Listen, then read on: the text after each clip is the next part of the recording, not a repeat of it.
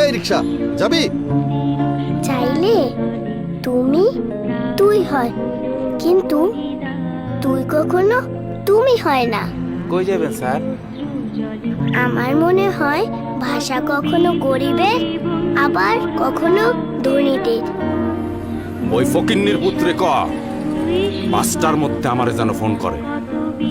ভাষা কখনো কখনো ভয়, কালো ভয়। বলা মন্ডায় চায় তোর গলা চিপে মনে করছে কিছু করি। মাঝে মাঝে এত কালো ভয়, দুষ্টু দৈত্যের কথা মনে পড়ে। একদম মাইয়া মানুষের তো কথা কিছু যা বাপের বাড়ি যা। কখনো কখনো চিনতেও কষ্ট হয়। এই তুই চিনোস আমারে? ভাষা অনেক ব্যথাও দেয়।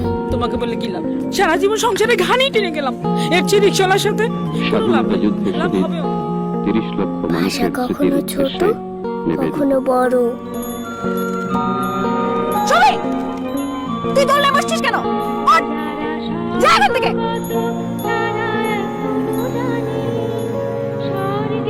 ভাষা আমার কাছে রং তুলির মতো, কিন্তু তোমরা ভাষা দিয়ে যে ছবি আঁকছো, আমিও কি তাই আঁকবো ভাবছি।